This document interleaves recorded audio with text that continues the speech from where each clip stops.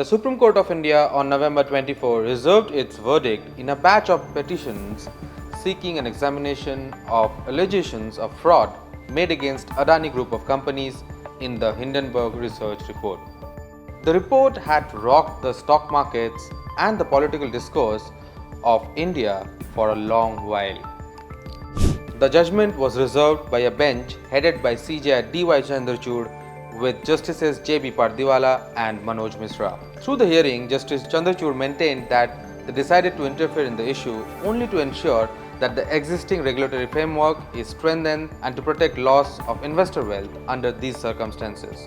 Solicitor General Tushar Mehta, who appeared for SEBI, told the Apex Court on November 24 that it would not seek an extension to complete a probe into billionaire Gautam Adani's group.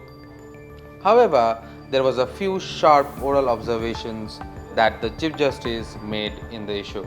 Representing some of the petitioners in this case, Advocate Prashant Bhushan argued that SEBI's conduct in this matter had not been credible.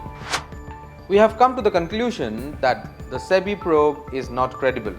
They say 13 to 14 entries are linked to Adani, but they cannot look into it because FPI guidelines were amended. On issue of money getting siphoned out of India, a few points were raised by Advocate Prashant Bhushan. To this, Justice Chandrachud said, "Easy to make allegations. We are not giving anyone a character certificate. So, show us from the report what warrants further probe and show us the report so that we may pass directions," the CJI further added. CJI D.Y. Chandrachud also pointed out that the securities market regulator cannot be asked to go by what the media has to say on this subject. Mr. Bhushan, I do not think you can ask a financial regulator to take something printed in the newspaper. This does not discredit SEBI. Should SEBI now follow journalists? The CJI asked. When Advocate Bhushan pointed out reports suggesting investments in Adani stocks were controlled by Vinod Adani, it was pointed out that the SEBI cannot simply act against entities only based on such newspaper reports. How can this be of any evidentiary value?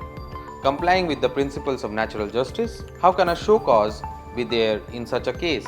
We cannot make an assumption that it is credible or lacking in credibility, the CJI concluded.